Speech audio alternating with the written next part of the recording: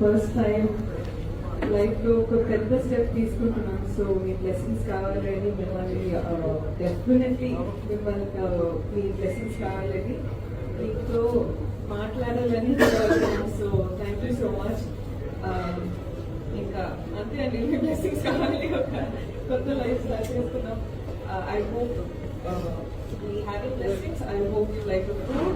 I hope you enjoy your time here. And thank you so much for supporting us.